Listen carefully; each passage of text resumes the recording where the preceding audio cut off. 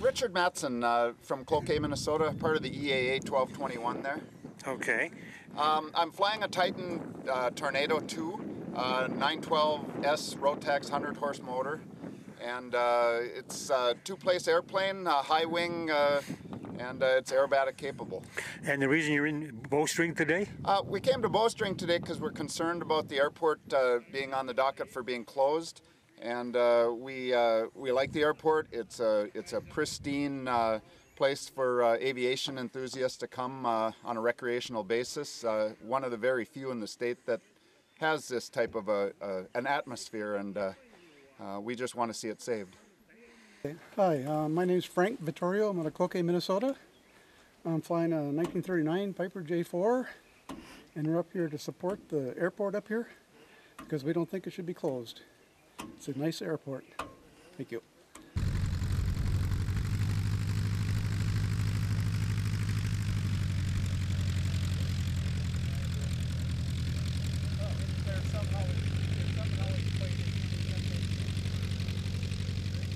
So my name is Jeff Russell. I'm from Madison, Wisconsin. I flew up here this morning in my Cirrus SR-20 about 2.5 hours. We had some storms last night blowing through the area, and they just rolled out of the Madison area and allowed me to get out of there. So I filed an IFR flight plan, flew up here, shot an approach in Grand Rapids, and flew down below the clouds the rest of the way up here. So it was a beautiful, beautiful morning to fly. Just like in the Cub, it was hands off, except I had an autopilot help me this time. So why am I here? Well, a couple of things. I like this part of the world. I'm an aviator. I've spent a lot of time up in northern Minnesota. It's a gorgeous place on earth, and I'm a pilot. I enjoy grass strips. Normally I have my Super Cub, and I have big tires in my Super Cub, and I really enjoy going around to the grass strips and seeing a lot of the local sites up here. I've done 13 years of walleye opener in the Boundary Waters, give you an idea of how much I love this area. So the other thing I do is I'm a state liaison for what's known as the Recreational Aviation Foundation. I even have my team shirt on today. My orange hat, my orange shirt. Look at that. So, you want to? So, I see what it says here. Okay. Looks like written in Chinese. Well, I think they might be made there. But so the Recreational Aviation Foundation is about creating, maintaining, preserving recreational airstrips. We call ourselves the habitat people. Kind of like Ducks Unlimited, right? Ducks Unlimited, they're not about the ducks, they're about duck habitat. Because without duck habitat, you won't have any ducks. Well, without airports, without recreational airports, we won't have any recreational pilots. So the Recreational Aviation Foundation, I believe, was formed in 2001 or 2002 out west. We currently have 9,000 members nationwide, well, actually worldwide, but 9,000 members. And we really view this as a great recreational airstrip. And we have state liaison here in Minnesota. His name is Kurt Panuto. He's going to be here today. He asked if I wouldn't join him in a show of support for this airport. So I thought, what the heck? It would have been maybe a 4-hour flight in my Super Cub, but or 4+, but it was only 2.5 hours in the Cirrus. So I thought I'd come up and join Kurt in showing support for this wonderful grass strip, and hopefully all of us showing up here today and all the other some of the voices talking in support of the strip will have an effect today.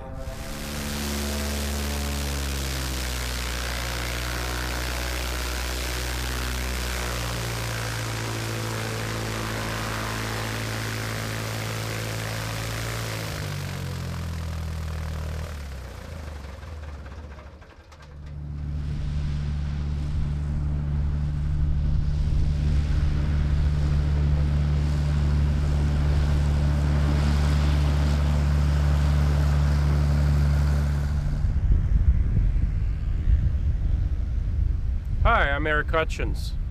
I flew from a small farm strip over by Squaw Lake, about 15 miles away. And the reason I'm here is because this airstrip is in jeopardy. They're talking about either defunding it or closing it down. We don't know for sure. But there just aren't any grass airstrips anymore. They're closing them or shortening them or developing them. So we have a big attendance this morning, and we're here to defend this airport and to keep it open.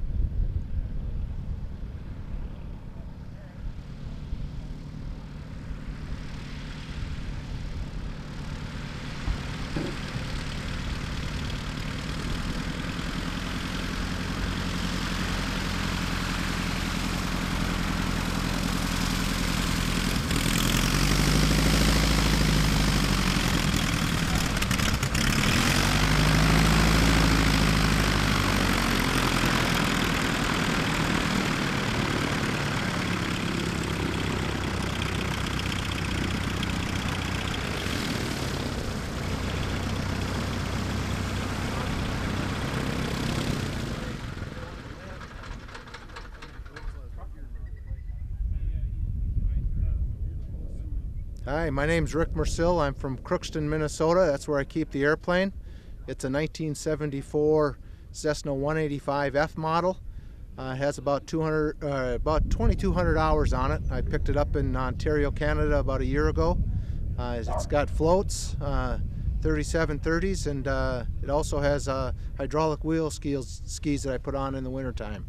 I'm here at Bowstring to support several of the organizations here in Minnesota that help all of us aviators enjoy this recreation that we have and the service that we provide as pilots. Bowstring's an important part of this whole process. Having a turf strip here in the northern Minnesota area is important. There's a resort just across the road that requires airplanes to come in and help out with their business.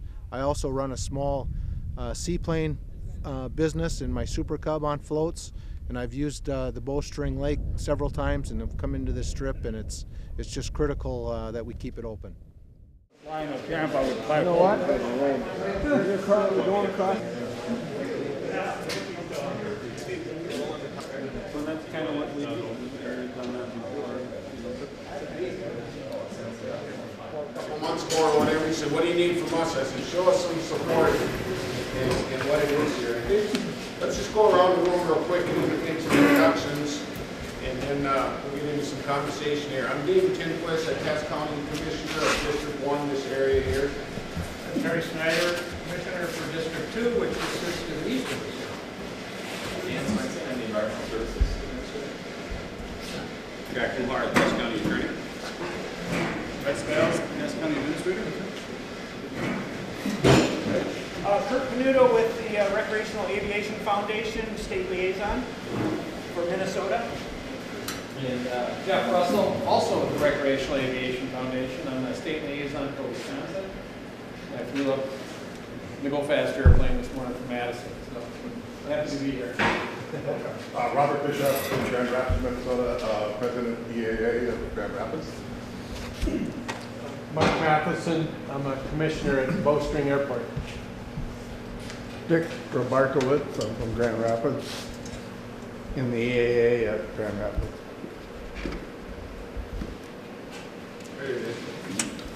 Mike Peterson, EAA Brainerd. EAA Brainerd.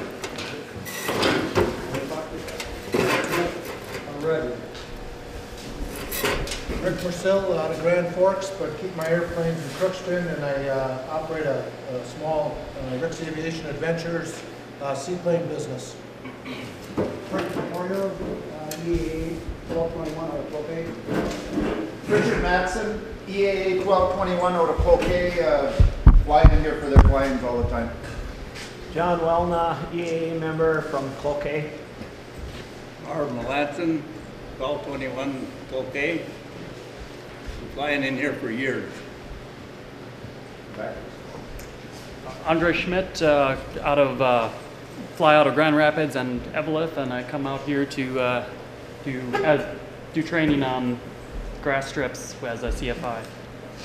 Darv Oakey, I own Bowstring Shore Resort kind of at the end of the runway.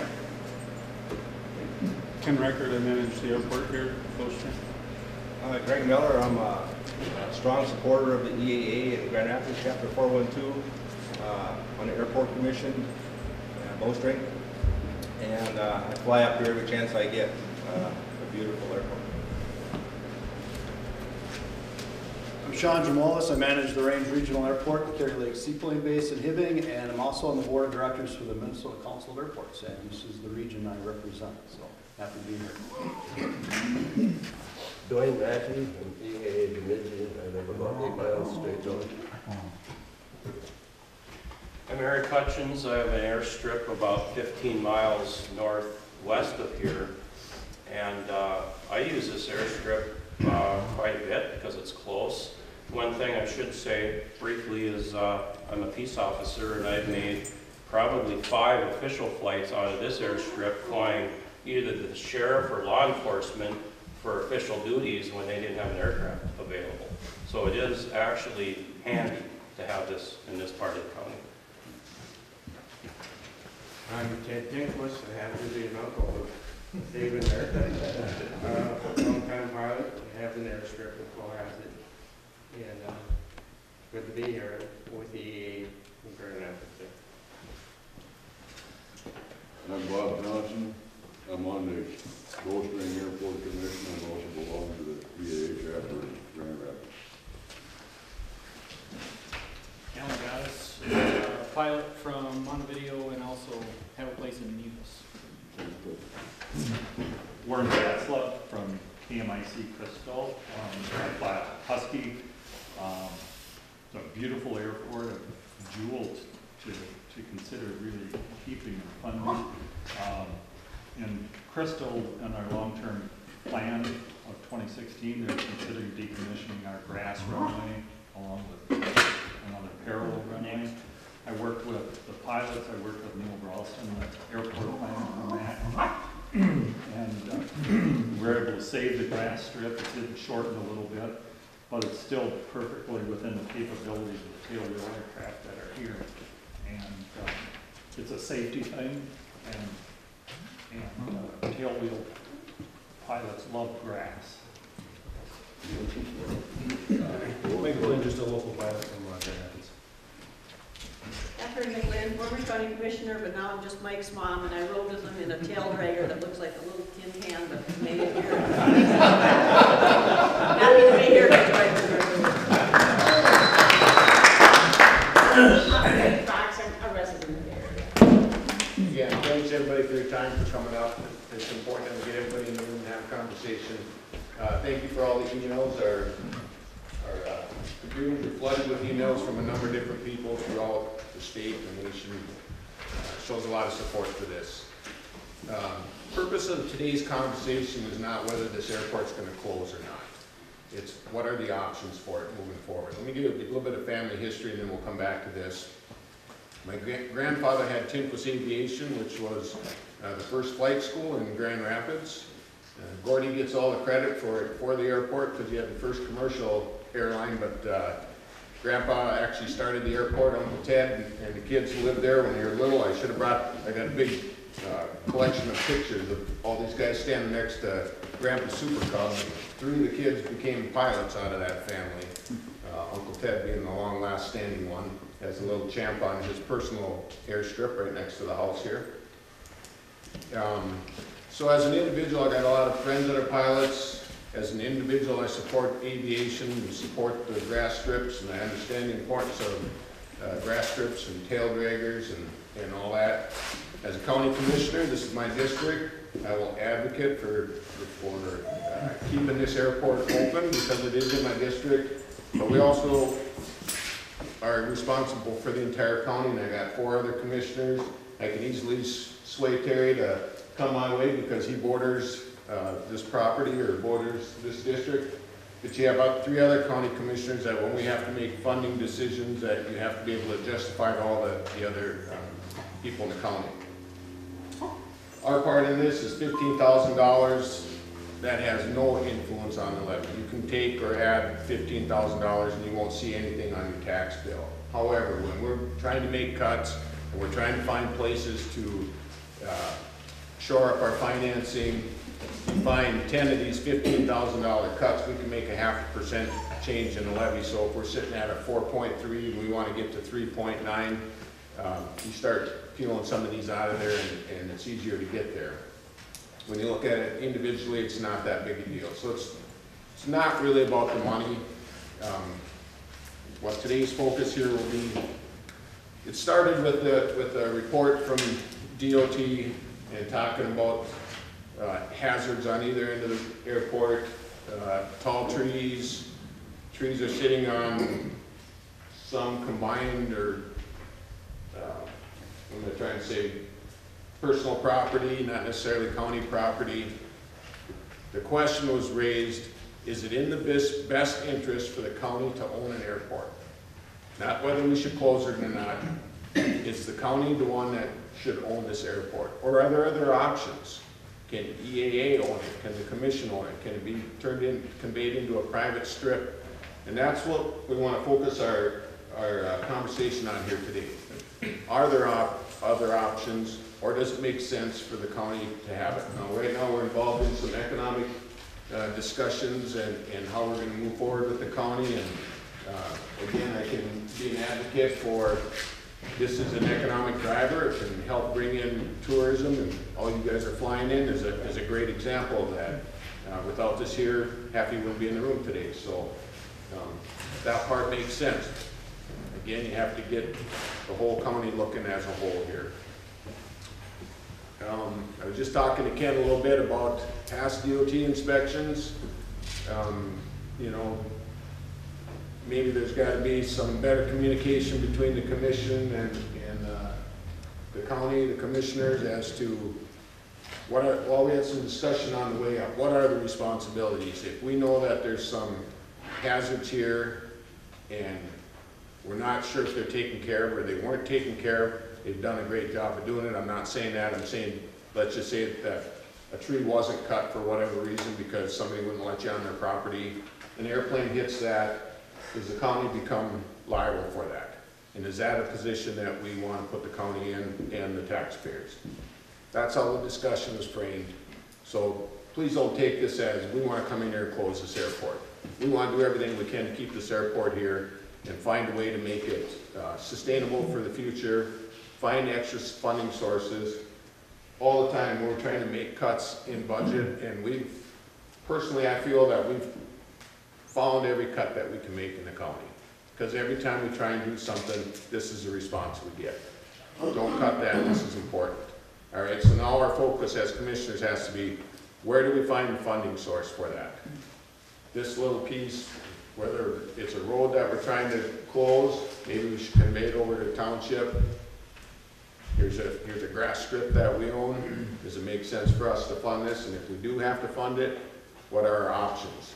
I'm glad these two gentlemen are here because through the emails, RAF came up. I never heard of it. We're not aware of it. Is there options there to help fund this? If we can offset some of the funding, we probably don't even have a conversation here. So I guess with that,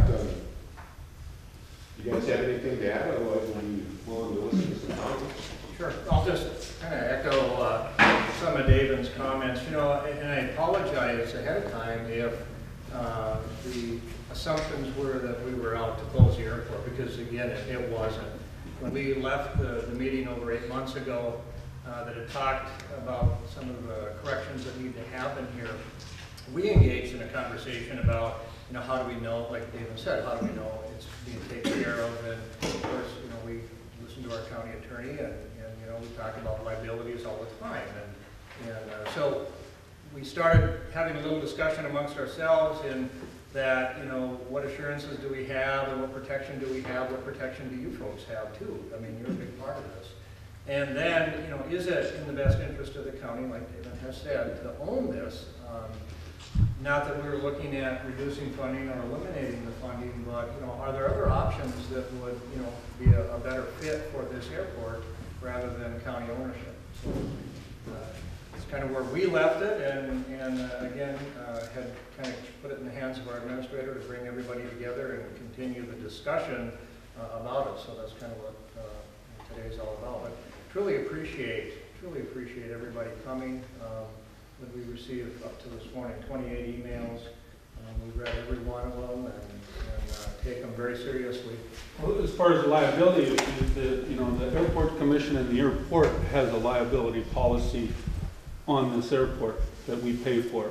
Sure. I know we talked to the county about, well, as far as cutting money, I mean, you'd still have to spend the money, but under a county policy or something, which they at that time said, no, that won't work. So.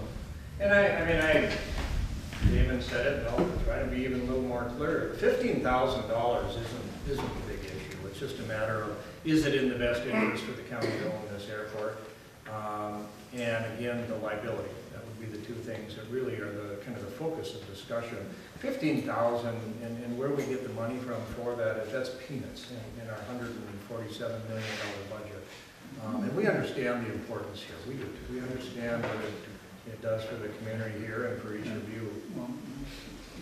The Bowstring Airport Commission met with Minnesota Department of Aeronautics in 2017. They've been very, very supportive, as you folks are well aware. One of the things that came up in that meeting was, in fact, the trees and the different hazards that are associated with the airport. They went so far as to say that in the ongoing interest of the airport, if we had problems even on private property, that they could help us get hazards rectified directly with their help.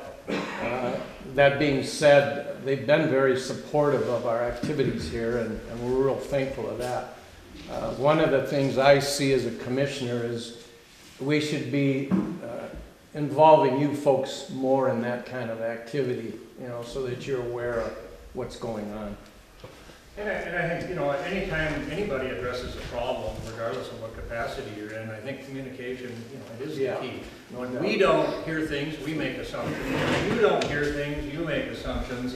And when we get together like this today, not that we have to have a group like this every time, but it does help. And when we share back and forth, we understand better. Do you guys have other airports within the county that you're responsible for? We share interest with the Grand Rapids Airport, with the city of Grand Rapids, but other than that, no. We should. What about Bowstring? Do you have nothing to do with Bowstring?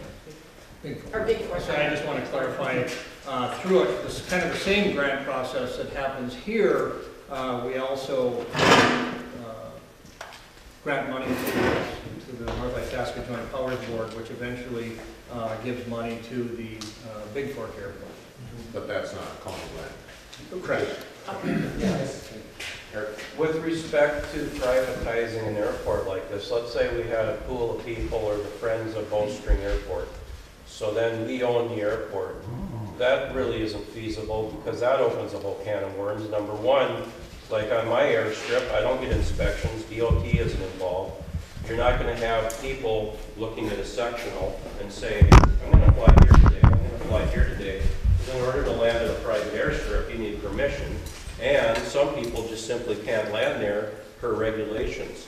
Civil Air Patrol flew in today. They wouldn't be able to land at my airstrip. UND, the students that are practicing their aviation career, they have a fairly rigid list of airports where they can go, and of course, that's because they're inspected and they're maintained. I think privatizing is really not an option. Who owns the Big Fork? That's a good question. I think it's city.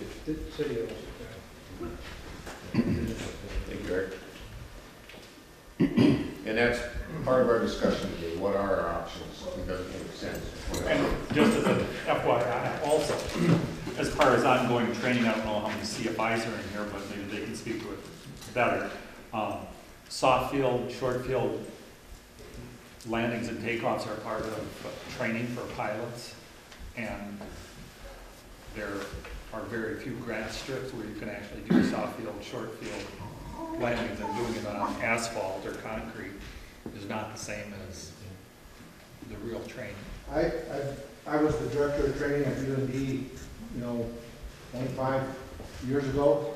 Been a CFI for, this will be my 39th year. And I can tell you that just the quality of training that you can bring to a young pilot, using, strips that are challenging in nature is, you just don't get that anymore. I mean, everything nowadays is digital in the cockpit. Everything is, you're monitoring more than you're flying. So, it's incredibly important that, as a CFI and as a pilot, we have opportunities, in various strips, that we can go into and actually practice some of the things that And evaluate skills. And evaluate skills, because that person in a much shorter amount of time than it was 35 years ago moving into the airlines, that person's going to move into the airlines with 500 to 800 hours now, and they're not going to have the opportunity to generate that experience. They call it seat of the pants flying. Unless you do it. Yep. And so it's our responsibility as instructor pilots to find these places and to utilize them. And when we were talking about trees and obstructions and things like that, I almost look for those opportunities, because it really makes my pilot use judgment and decision making, which within just a few years he's going to be in a 150 passenger Airbus flying people. And if he doesn't learn how to think, he doesn't know how to fly. And that's how I present it to him. And so these places are We'll talk to Ted Kinkus after the meeting. He's got a tricky one. Yeah. Well, he knows what I'm talking about. Yeah, and it sounds like Grand Rapids might lose their grass strip. So yeah. This is And Grand Rapids is a good, because we come in here, but then we go to Grand Rapids to get gas, or we go to Bemidji, or we go someplace else. So there's an economic benefit, but you just don't see it right here. Yeah. So. You mentioned that this isn't about closing the airport, but it sounds like there may be those who think that it's not in the county's best interest to have this, otherwise this wouldn't even come up. But, I have to add that you're not going to see any new airports anywhere. They only close airports. It would be incredibly difficult to ever open another airport. So you've got one, don't let it go. It's like a gun club. yeah. That's a gun club. We're citing the cemetery. Yeah. So as a CFI out of Evelyn, I bring my students here for short field, soft field, and tail wheel practice. This is one of the best airports in the state for that. I've been around, I've landed out all of them, except MSP I was in coach. That being said, half my students are in the Civil Air Patrol aircraft out of Grand Rapids. If this were to be privatized, then this airport would be off limits, and Grand Rapids, if we keep that strip, can be a little short sometimes for students. So, this is a much better field for practice. And coming all the way from Evelyn, we're bringing people into the area. Hats off to Ken and his crew too for the way they maintain this. Awesome job. Has the tourism board or people been involved in this airport at all for the county? I mean, it's a beautiful opportunity to expand your tourism in this county by getting that tourism board involved in this, have them start putting this in the literature, people see it, and all of a sudden it's blossoming and you're getting people flying in and going to the resorts. And if I may, so being with RAF, we'd love to collaborate with somebody like the tourism board, because we have 9,000 members nationwide, and we're not naming ALPA or EAA, but we have 9,000 members that really like these kinds of airports. We have a very active tourism board, so. Yeah, and we collaborate with them, and we get it pushed up through our channels, we can, collaborate, try to take some material to help promote the thing. And as long as I got before, let me clarify a couple things, and I'm not an expert in this stuff, but I've been learning a lot. The public-private, just a couple comments. So it's possible to have a publicly listed airport that's privately owned. Okay, so I think can you come in here or not has to do with, is it publicly listed or private? That's a different, and then the ownership, those are two separate categories. But I will go back to the ownership. So any kind of state funding, at least this is the way it works in Wisconsin. If you want it, if you get any state funding at all, it has to be publicly owned. They won't fund anything at a privately owned airport. And that goes for the FAA as well. So that, I know Wisconsin, the Bureau of Aeronautics manages the FAA funding. So it's coming from the FAA, but it goes through the Bureau. They can't fund private airports. So I think, public ownership is really, it's important to have public ownership because it keeps that funding option open. And one of the things that I noticed listed on the AOP letter or something like that is that there is a record of this airport getting like $5,000 or so. Yep. Okay. And we're tied into that for the, next 3 years? 3 years, yeah. So I think that would go So first. it's 15, it's a 15.5, we do 15, they do 5. Just a quick thing on statistics, like they're coming from Evelyn and they're doing touch and goes and landings and short field practice. They're probably not getting out and signing into your book, so you have no idea how many visitors there necessarily are. If you're only going by, people who are signing in on the book and stuff like that. Exactly, and initial conversations like, well, we got 3 hangars and 6 planes or whatever. How much is this actually getting used? Where was your money coming from before you realized that this airport was under your umbrella? It's been coming for years. Right, yeah. A few $1,000s. Yep, $15,000. We've been supporting it. I think it comes out of the same fund all the time. I don't think that's changed. It's always come out of the same. Does it come out like a transportation budget for the county or? No, it comes out of our tourism economic TED account, tourism economic development account, basically through our timber sales. So money that we get off of selling all our timber goes into a certain fund and then gets divided through grants. Greg? We have our commission meeting once a week, second Saturday. Once a month, I should say. Excuse me. And we have a cookout and pilots fly in from all over because they know we're going to have it every month. If it's nice weather. Sure. So we get pilots flying in all the time. For that. I'd like to speak on a business aspect and a safety aspect. I fly about once a week for my business. This has been a destination before. To access rural Minnesota, I could fly to these places an hour where it's a 4.5-hour drive zigzagging and do measurements and things like that. So these airports are vital for that. On a safety standpoint, I'll use an example last fall. I was heading to Big Falls. Things closed in on me. I was finally down on 6 at Treetops, and I was never so happy to see this airport. And you'd be surprised how things pucker up. And you can't see, and you're looking for a place to land. And in rural Minnesota, especially northern, it's not like there's many flat open spots to land. So from a safety aspect, we need to keep these airports vital and alive for that purpose alone, just for safety.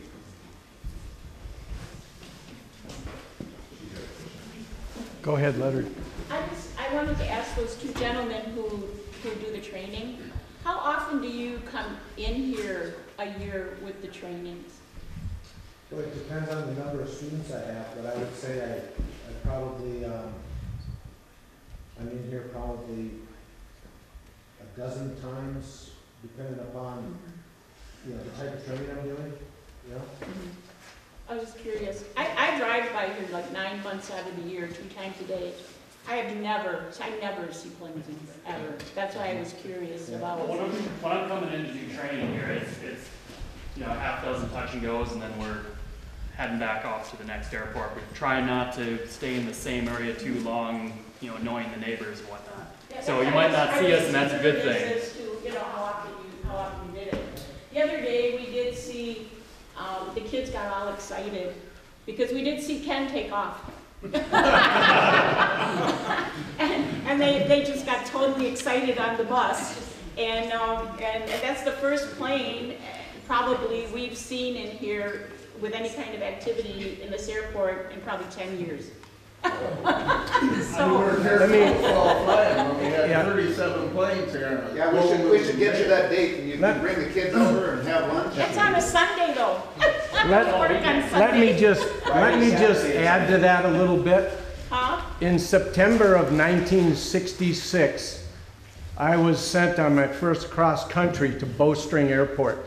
I was sent to Bowstring Airport because not only was it a grass strip, it had what the FAA inspector that sent me here, good approaches and good departure corridors. Since 1973, when I became a flight instructor, I've come in here on an average of 12 times a month with everything from Twin Beach to Kodiaks to Caravans and all the way down to Champs. See, the thing is, the reason I'm asking these questions is because I see no activity at this airport, okay? There used to be an EAA chapter here. There used to be the fall weekend, and I do know that one day in the fall, the I don't know, what do you call that group you had, Ken? What's that? The group Bowstring Flyers. The group. Bowstring Flyers, yeah. Okay, they have a fall fly-in once a year in the fall, and a lot of planes come in for that. But other than that, I don't, and since the EAA chapter dissolved, there's like nothing really much going on. And that's why I wanted to know how many people were actually utilizing this airport.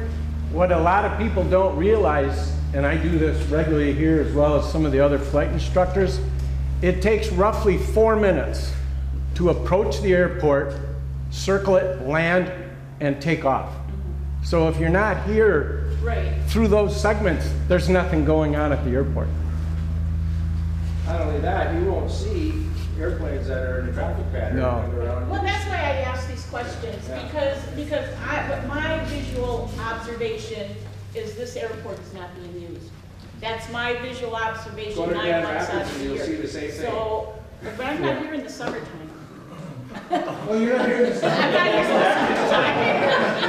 And that's why I wanted some feedback as to, Well, usage. thanks for usage clarifying. of the airport. I'll give you a little break. Matt Redpath from Fargo. I've been to this airport a number of times, usually on the weekend, so that might bode to why maybe you don't see as much activity during the week. But this airport's really unique in that, for me at least, in that it's proximity to the state forest. I do a lot of grouse hunting. I've been up here a few times, stayed overnight twice, just grouse hunting around here. I also have family that has cabin on Lake Winnie and Nature Lake, and this is the closest proximity airport to both those lakes. So it's really unique in the opportunities if somebody wants to get outdoors or hit a cabin or a couple of resorts. I stopped in and got a pizza at the resort just down the road before too. So this airport has uniqueness in its proximity to the lakes and the state forests and the safety comment that the gentleman to my left mentioned.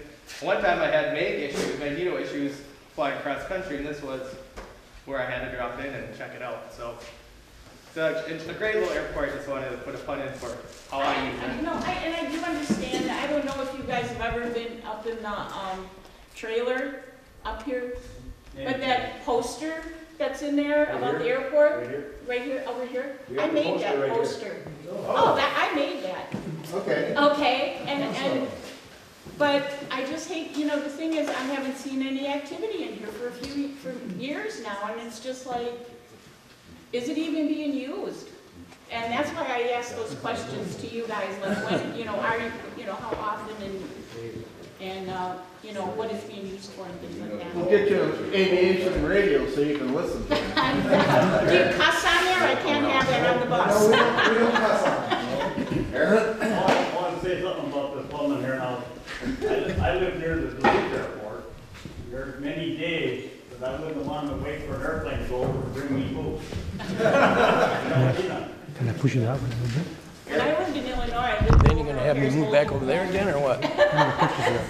So with respect to emergency management, There's not enough chairs and for I'll me to just hit a go few sit down. points. So this airport actually is fairly long. So if you have a bigger aircraft, you could actually overrun into this taxi area, which goes to the west end.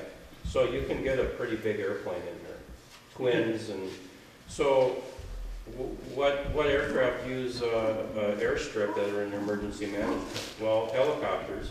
So if we have a fire up here, the helicopter goes en route to the fire. A lot of times they'll land and they will let out some people and then they attach to the Bambi bucket. So having an airstrip like this is important for fire.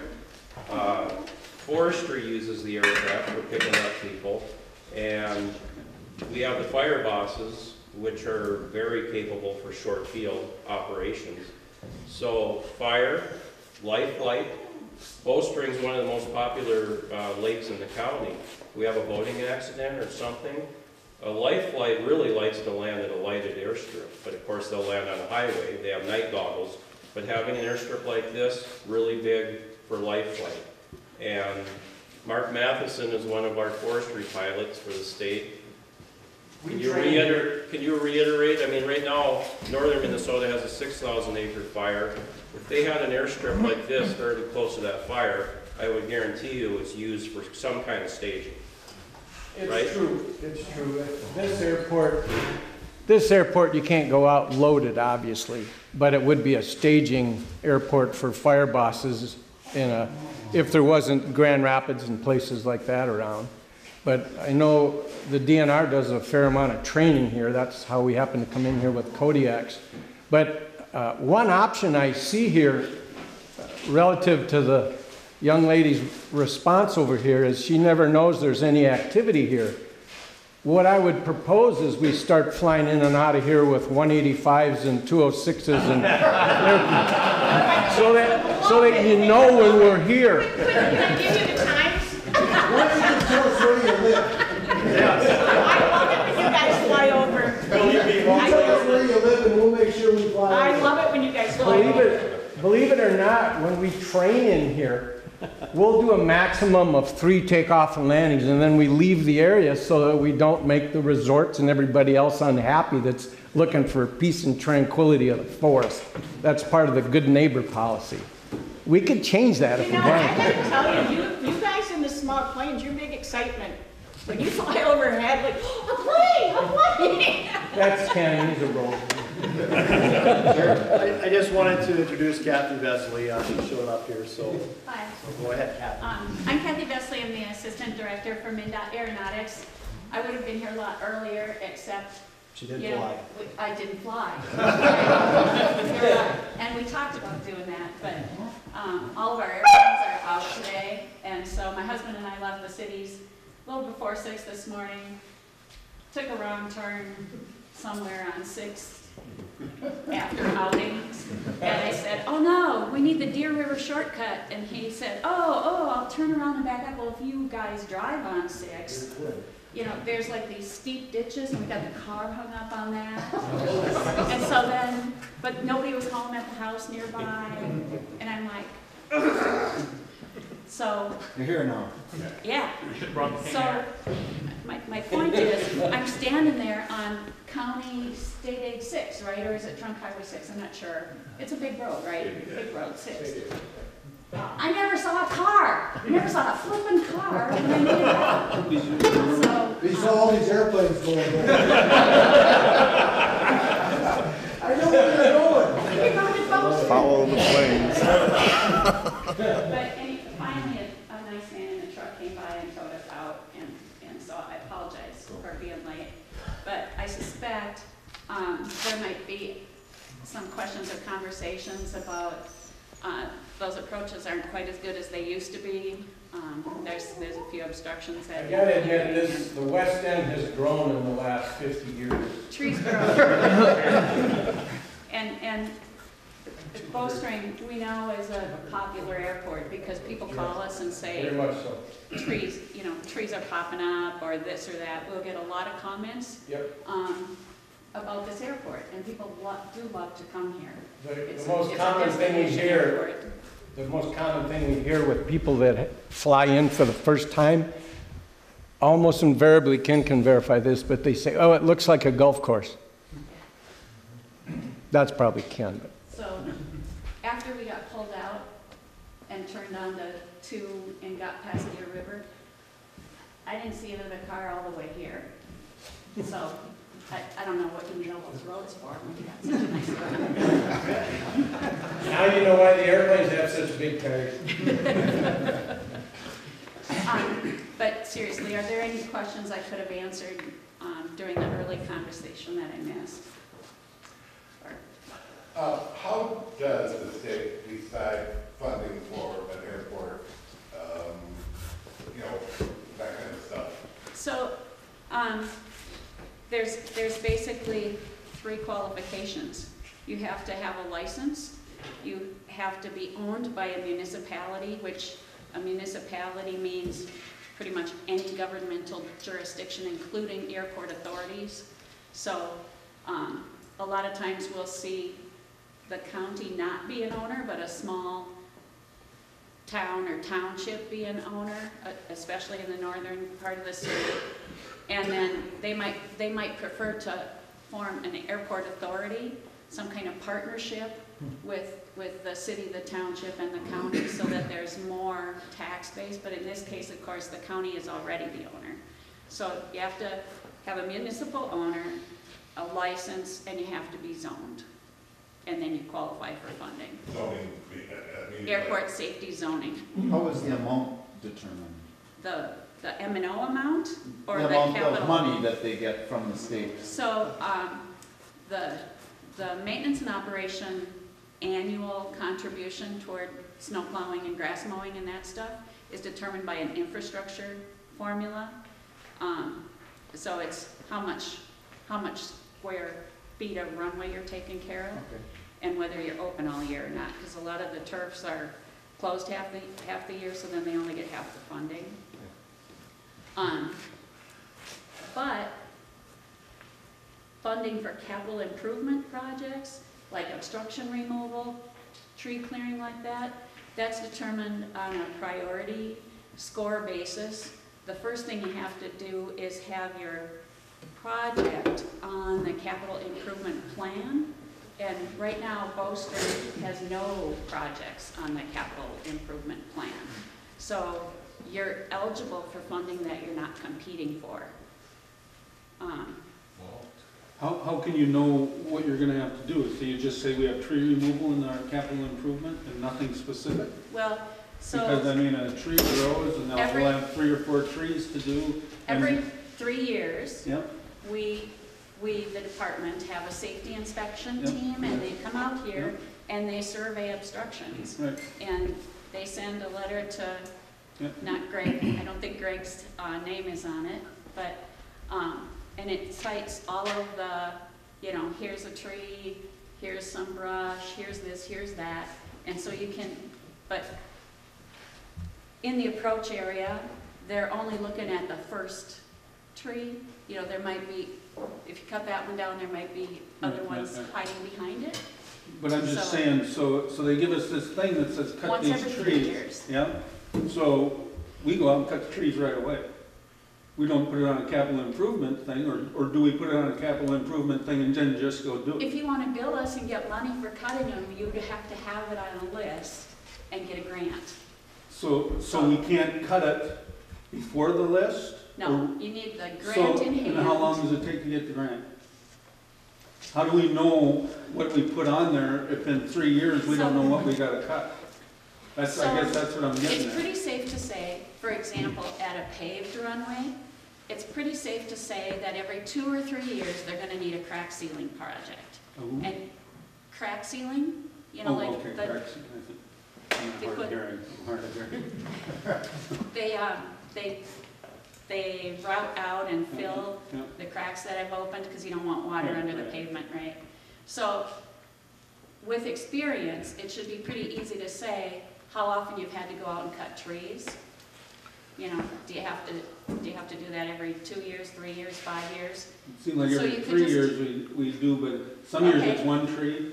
Last time it was, I think 5 trees. And- And we had to top some and the And you neighbors. probably know an average of how much you're gonna spend every time, or how much it would cost for the labor to come out and do that.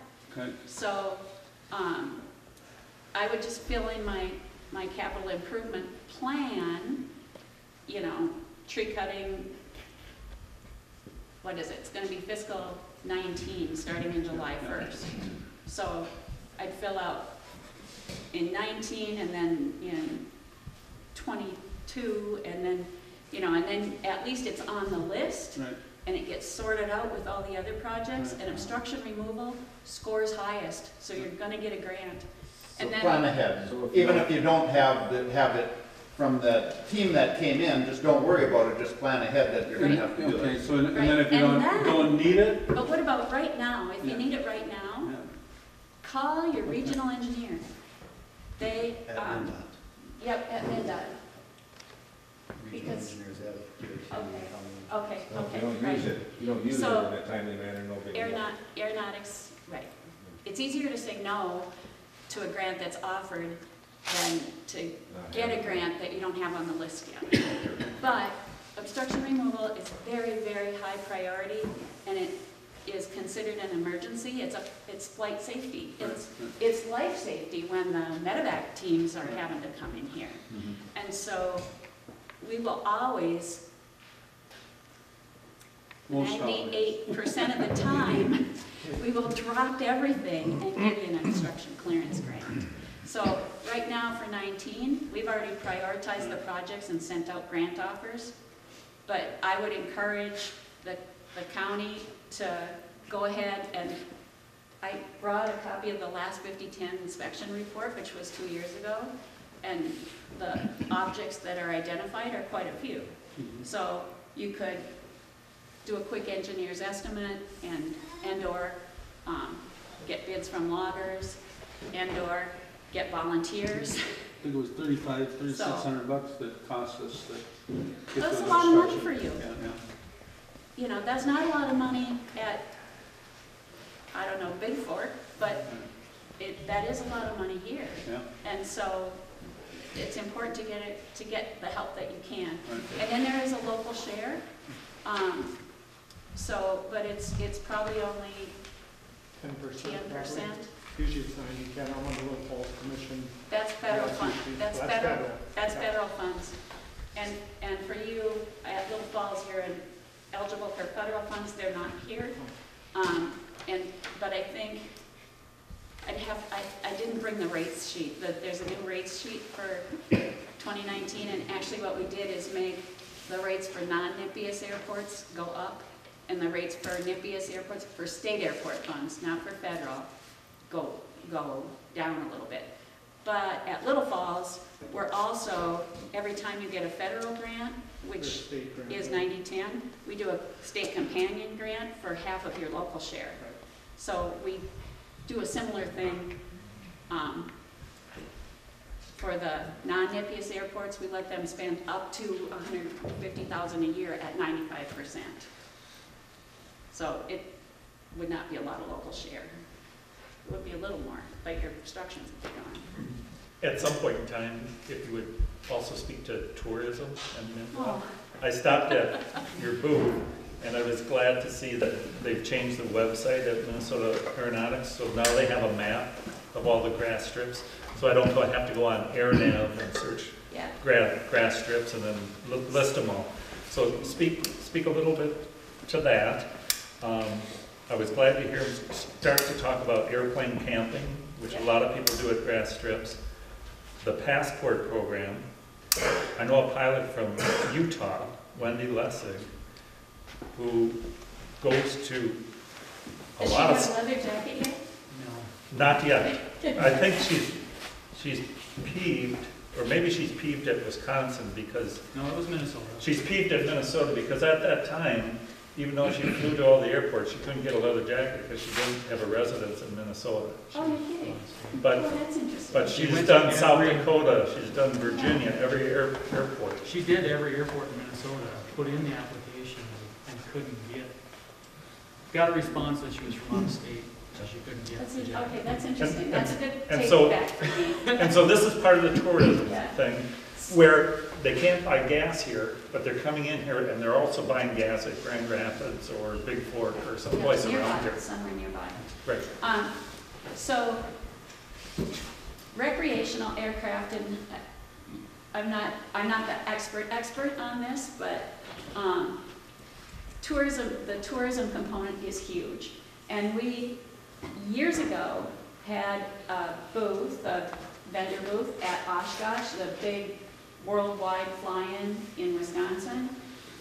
For those of you who aren't pilots, you maybe haven't heard of it, but I think many people outside of aviation have heard of it, if they're even remotely interested. People come from all over the world, literally, to attend the biggest fly-in event in the world at Oshkosh. So we have been there the last 3 years again.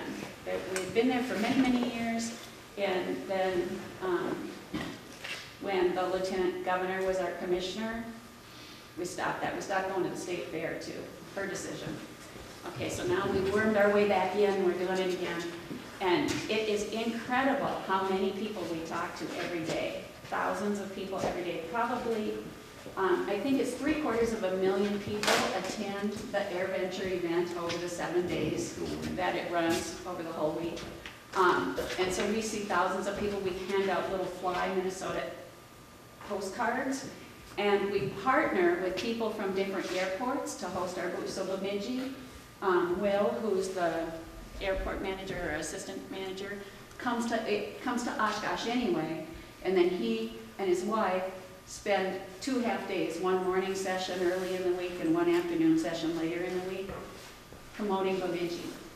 Duluth sends their manager, he worked in our booth, I think 3 days in a row, handing out travel to Duluth stuff. Austin, Minnesota came and handed out Spam samples and fuel discount cards. Now, a lot of the airports will give out fuel discount, and then that's how they see if anybody responds to. And Austin, Minnesota, the first year they were there, the day after the air show was over, they had 10 people stop and buy gas and go to the Spam Museum and eat. You know, so they thought it was a huge success that they sent more people. And this summer, just to give you a sneak preview, they're going to send the Spam can guy to hang out at our booth. The passport program is another thing we do. It encourages pilots, like you talked about having diverse kinds of places to land, some paved, some grass, some this, some that. So the passport program is a little book that looks just like your U.S. passport, but it's red and it has the Minnesota state emblem on the front, and then it's got a little stamping area. Oh, thank you. So inside here, there's a little stamping area for each. Oh, look at all that are filled out. So each airport has a stamp, probably in the trailer building here, and then check and see, we must have a stamp for Bowstring. There would be one, under EOW. Yeah, I have my glasses on. Here's the jacket you can get. There you go. So, we have a McCullough, Minnesota Council of Airports member here. I don't know if you guys did introductions early on, but the McCullough is sponsoring the jackets and other gifts. Since we as a state agency had some policy changes where we couldn't do that, so they took it on. So this brings a lot of people to your airport that might be from extreme southwestern Minnesota or some other place, just to get their stamps if they need that one last stamp. So if you hit every airport, you can get a jacket like that. Yeah, you don't even have to do every one. There's other requirements too, as well as yeah, and then safety seminars and museums. Thank you. Yeah. So it's a well-informed crowd. What else did you said there was something else you wanted me. The bad thing is you should never give me 3 things. Well, yeah. Because I just keep going. It was the grass airstrips. It was airplane camping was maybe the next Underwood thing. camping is the coolest, most fun thing you can do. Actually, my husband and I own a 68 Cessna Cardinal, and we fly for fun. We do VFR only. When I mentioned that we should fly to Bowstring, he said, "Where's that?" And then he said, "But it's your brother's birthday this week, and we got all that crap to put in the car we'd have to put it in the airplane, you know, weight and balance would be complicated because I have coolers and food and then I said, and it's turf.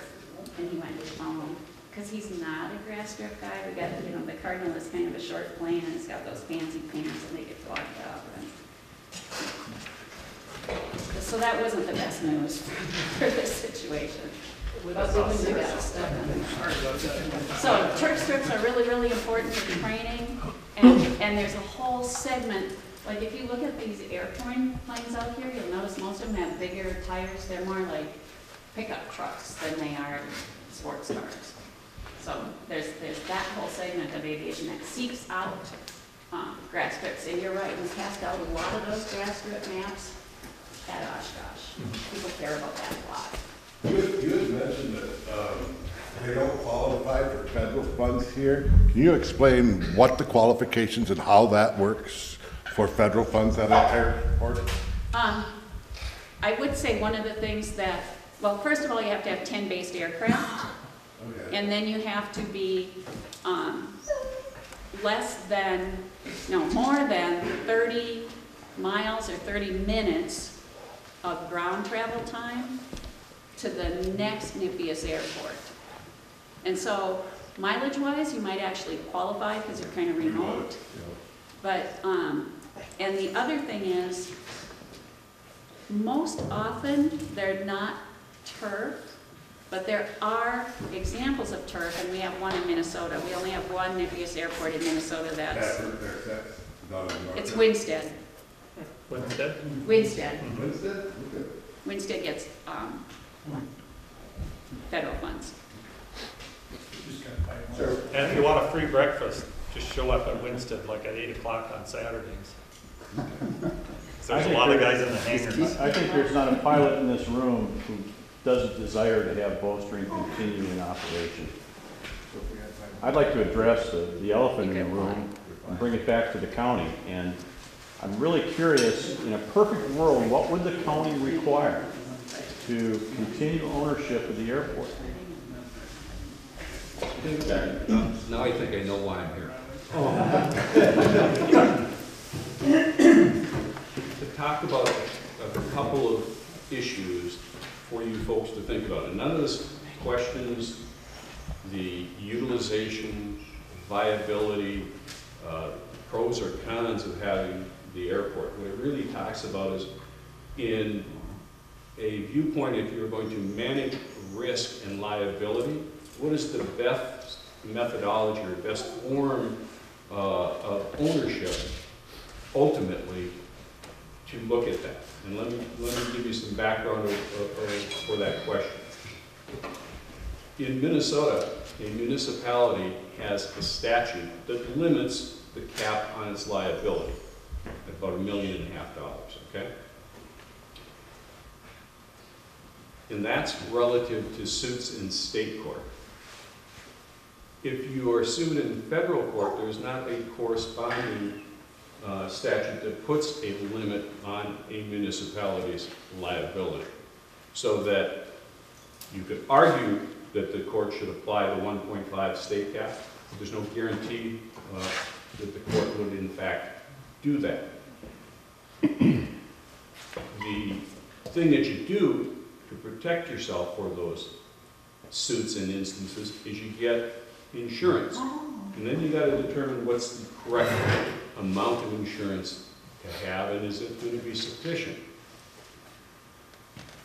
Related to that is, you buy the policy, you're satisfied with the amount of coverage. Is the policy going to afford you coverage for the incident that occurred? I've heard some discussion about inspections and non-compliance.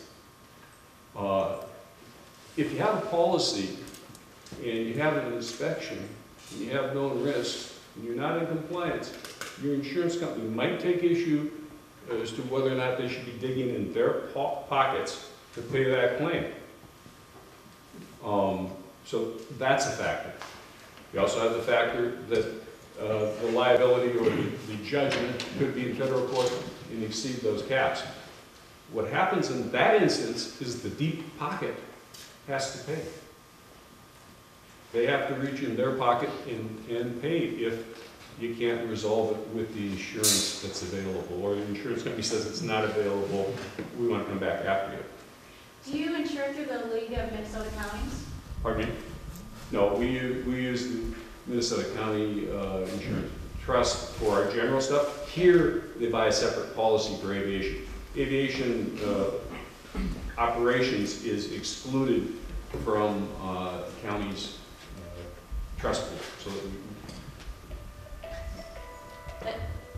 That surprises me, because I know most airport sponsors are municipalities and insure through the League of Minnesota Cities. and that perhaps is true, and that's why we have worked out the operational mode that we have at the city-county airport, where they manage it and take care of all the functions and regulation compliance and those types of things. But this entity, I believe, has an insurance for Old Republic for owners and operators liability. How much is your policy? I don't have that number with me. I didn't bring all the documents. And our risk manager is the one that looked at that. But to continue that discussion, in the private world, when a company becomes successful and they're getting to have deeper and deeper pockets and they're going to start another endeavor that has risk, they form a new operating entity. And they limit their liability in that operating entity. And that potentially is a solution here. Whether it's viable or not, I don't know today, but that potentially could be an outcome that meets the needs of the flyers, but also assists the county in managing potential risk.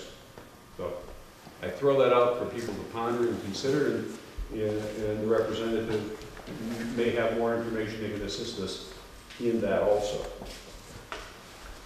Sir, you follow up? Yeah. Am I hearing then that the bigger issue is the liability as opposed to the funding? Or is, I mean, I'm talking about a perfect world here, but. I think, let me just say, that's, David and I have talked about, that is exactly what it is. And we talked about that at the very beginning of the meeting. The money's really nothing, 15,000, I mean, that's a big part of this operation. Not trying to diminish that, but really 15,000 isn't an issue financially for us. It's more about, are we really protected with the liability piece? And is there a different type of structure that, you know, could be put in place that might help all of us? Is the insurance that you're carrying now paid through the county, or is it paid in the $15,000 that comes to the airport? I believe that the commission purchases it, puts us on as an additional insured. I think that's the way it's structured. Again, we have somebody else that actually looks at that stuff, not me. Yeah, we got a liability policy for the airport here, airport insurance. And what's the amount? I'm not sure. The guy, Bob Stevie, I think, took care of that previously. But that's paid through the grant that we give you, right, Ken? Yeah. So that comes out of the 15,000. All right, well, that's between that and the 5. Right. These guys also have a huge in-kind match in just labor. Has this airport ever been sued? My knowledge. One of the things that a lot of people don't see or understand with an airport like this, it's a perfect opportunity for turf or grass runway training. But at some level of airport operations, you end up with a proficiency element that can put that liability into direct threat to the airport. An example of that is a guy in a Cherokee with 150 horsepower comes into this airport with 4 people on board because he's got 4 seats. And then he takes off to the west. That one event can wipe out the whole entire system. We haven't had that happen here. We've had similar things happen with much greater horsepower airplanes that were operated way far away from proficiently. And one of those events at an airport like this can destroy that airport as well as Itasca County's interest, et cetera, et cetera. That's an ongoing threat to an airport like this. And it's an element, the people here, the type of airplanes that are sitting out here, proficiency doesn't even enter into it. It's when nobody's even watching that something like that happens.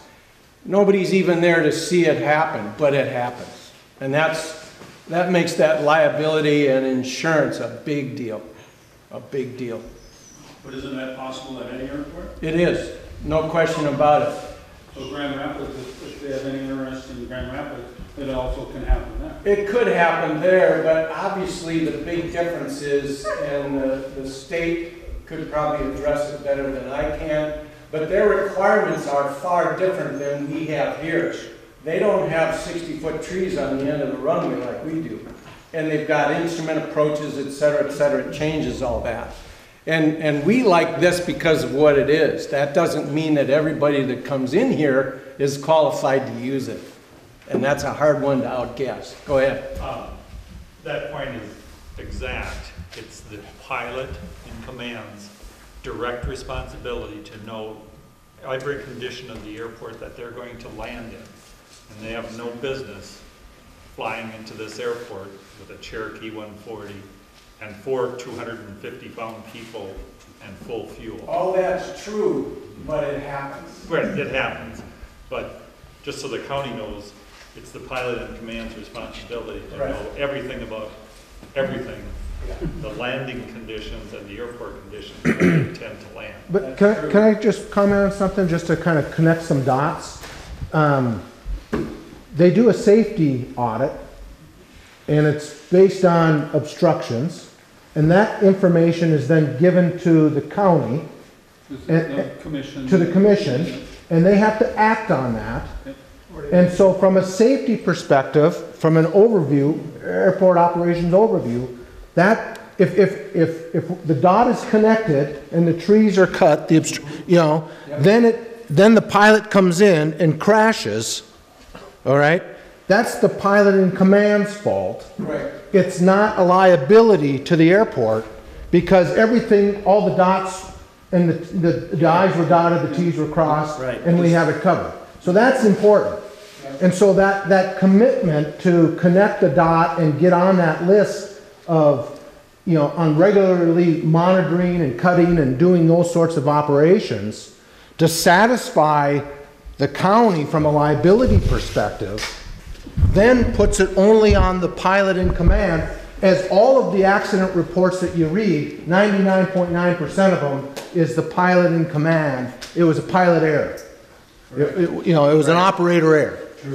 In most accidents. It's not, and if they hit something, it's not, we don't want it because it wasn't cut, because we weren't on a plan. We want it, if they hit something, we want it to go back to the fact that they didn't do their planning and they were overweight and the density, altitude, et cetera, et cetera, et cetera. So, I think it's really important that the county knows that as a pilot group, we're very aware of that, but we have to make sure that the dots are connected from a safety standpoint, that everybody involved in this triangulation of agreement, that the county's happy, the state is happy, and the pilots are happy, so there's that triangulation that's being completed, and then we should be okay. We can't control what might happen. Right. We've all been in those situations. The inspection is pretty much the same for any airport. You've got the approach cone and the approach 2% grade. Yep. And that's what's inspected when they come and inspect. And when they tell you to cut it, you cut it, you meet all the same standards that they got in Grand Rapids. Yep. The approaches are a little lower in Grand Rapids. What's that? The approaches are lower because of the ILS, so they're right. But all the approach cone for that 2%. The key here is I want to protect the attorney's viewpoint of the liability that may happen if an accident was to occur, and we want to make sure that those dots are connected. I think the state would get dragged in as well, because the key thing for us is when the approaches have enough obstructions to be deemed unsafe, we will close the airport. We will not issue a license. And so, as long as there's this collaboration, Mhm. I like your triangulation example, that's perfect. As long as that triangulation exists and there's collaboration and we're all working together, you'll still get a license because the airport is not unsafe.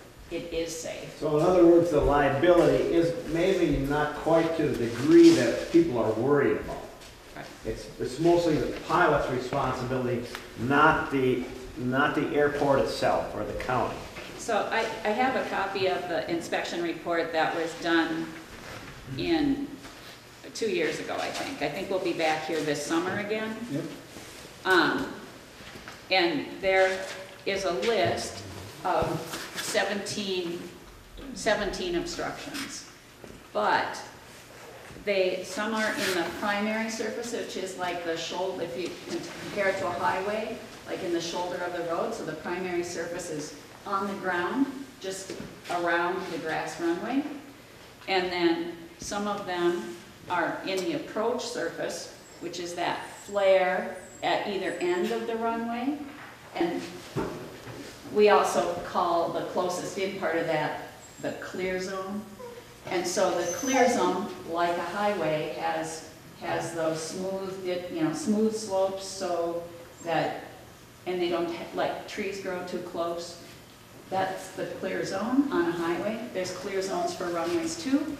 And then there's transitional surface obstructions, which as that ground, as from the edge of that primary surface, which is on the ground, and the clear zone, which is on the ground, grow up at an angle to meet that cone of the approach surface, those transitional surfaces don't count.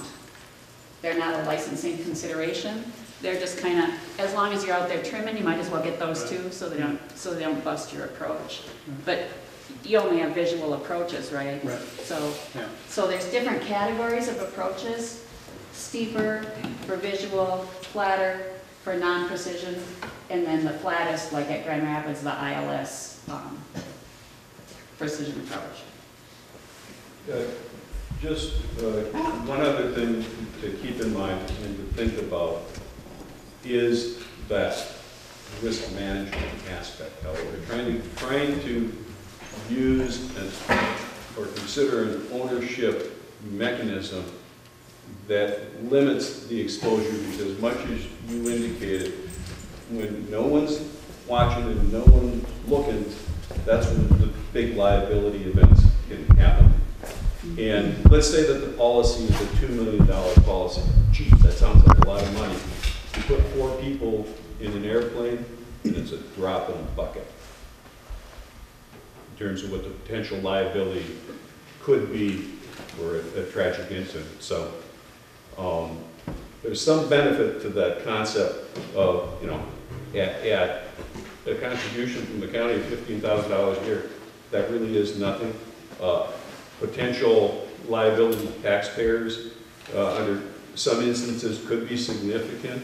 And just this past year, we worked very hard to resolve a multi-million-dollar contingent liability for the county that could have had a horrendous effect on taxes that people had to pay. We were successful in resolving that. If I may, there's got to be a best practices document out there somewhere that says these are the best practices for managing risk at municipally owned airports. And this is something that, there's thousands and thousands of nationwide. So I think all this is great conversation, but I'm going to take it from myself to go search out something like that. This is, what are the best practices? I think the best practices, it becomes apparent to me, follow their inspection guidance, make sure you're up to date on that. Here's the recommended level of liability protection to have, and make sure that the grass is mowed on a regular basis. That has to exist with the number of airports that are out there. So let me take that as an action and see what I can learn through that. I have a question. Oh, go ahead. So it might be possible for the county to help mitigate the risk by exploring something like that, and not renaming Bowstring Airport completely, but maybe rolling it in with the Grand Rapids system, which probably gets some federal funding. we're rolling it in with Big Four or some other entity to help mitigate the risk that falls on the county alone right now, I think is what he's saying, or some other entity. Greg first. Wouldn't that, if I understand it, isn't that a shared risk though, that we were talking about, that $2 million policy? That isn't all on the county, isn't it partly on the state as a shared entity in any lawsuit? Well, isn't that right? in a lawsuit, they're probably going to find any pocket that they can find, and they might name the commission, they might name the county, they might name the state. The state has municipal tort limitations like the county does in state court. And they're self-insured. They don't buy policies like we do. So there could be the potential for someone to try to stack liabilities, but also there's some concepts where there's cooperative municipal activities that you can argue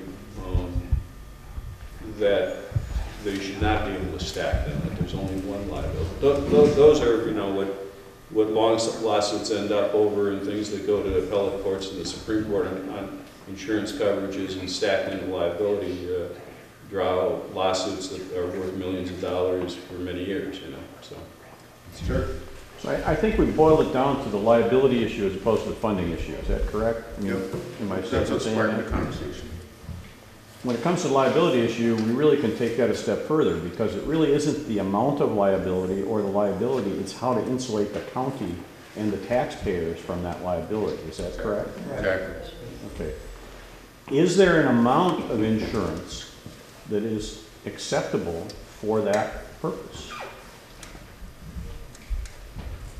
Much like this gentleman indicated, there probably are some best practices that you can look at. We could look at what the Grand Rapids coverage is. But it also it is ensuring that we are compliant. And we're one step removed from compliance. We are not overseeing compliance directly ourselves. And that can be a problem. It seems like that's a pretty easy fix. Far bigger than the liability issue, the compliance to standards seems like a lot easier fix. Can be. One more and I'm going to try to put it around. I have one question.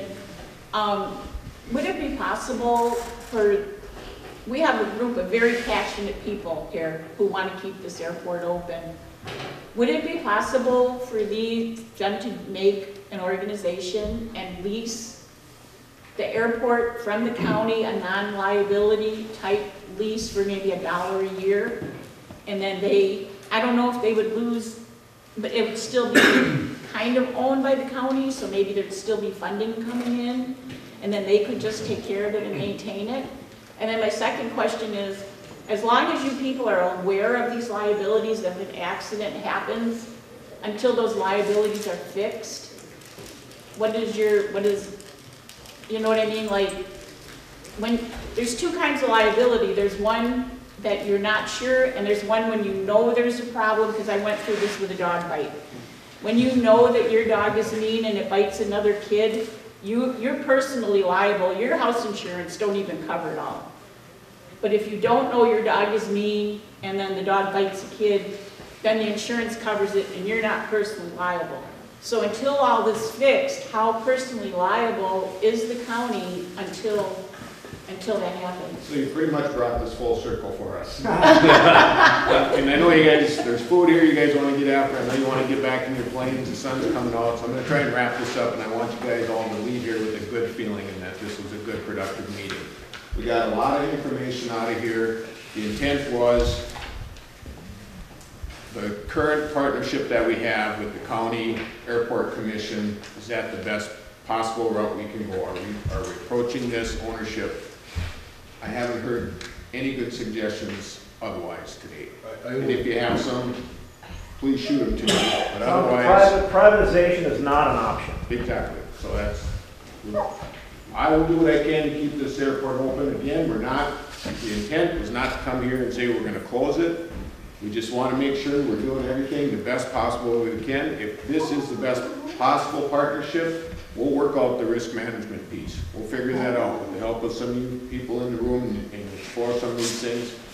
We'll figure it out so that we can keep this going forward. And it sounds from the state that you do have some more financial options through them for getting additional funds. You can explore those. Including maybe equipment for mowing and plowing and stuff too, it sounds like. The airport commission is appointed by the county commissioners annually. After that, it's hands off. And I'll take ownership of that. I'm Commissioner of District 1. I should be coming to some of their meetings. So we have better communication to answer your question. If the report comes out that we have some obstructions, how do we know that it's taken care of? Ken said, yeah, I took care of it. He sure said they are. We just have to have better communication so that our people are satisfied and there are no questions there. So, thank you. If you want to see this airport utilized, come out here June 9th. We have a poker run coming through here with about 25 or 30 airplanes. So if you want to see the airport utilized and you want to see airplanes flying over your house, I love it. be ready Saturday morning, June 9th. You can swing by my house if you want. One more. Just to assist with the liability issue, you know, like at our airport, we have an airport certification manual that the FAA approves, and it tells us how we operate the airport and how we're going to comply. There's checklists. And I was just wondering if the commission has something like that over here. Take the checklist from MnDOT, their licensing requirements, and you know, how are you going to maintain your turf, and then who's doing it? Do you have a checklist? You know, Mark, are you taking care of it? Did you sign off on it? And if you have all that in place, then it shows you're proactive in your maintenance. The state's been very good about getting us that material, and we use it actually correctly. Yeah, that documentation is key, especially for this much. Okay, good. We really appreciate you guys taking your time to come here. We'll hang around a little bit. I'll throw some cards out here. If you got comments, leave them to us. But I mean, this is important that you guys took the time to come out here and express support. Thank you. Thank you.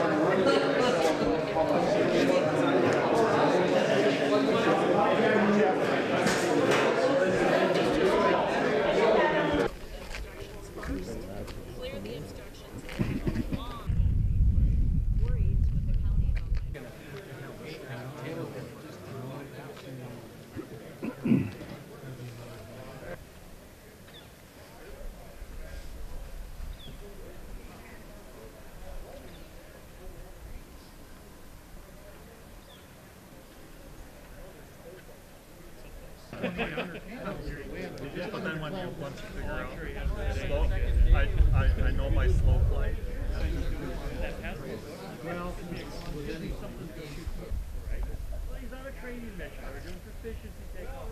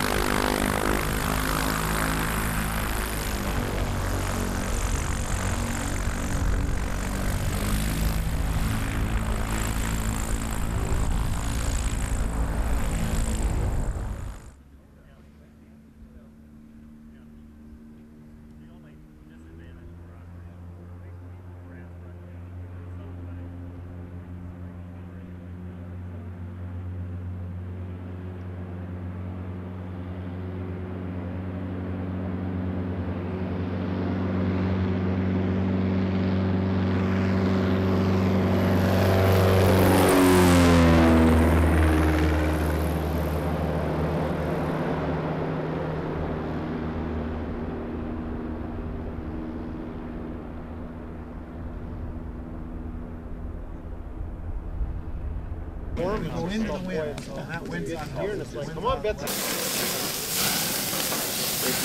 Yep, I hope everybody's eating, because I don't want to eat chili for the rest of my life. Brand new no-neck shirt, dirty. Hey, Greg, well, say hi. Candy and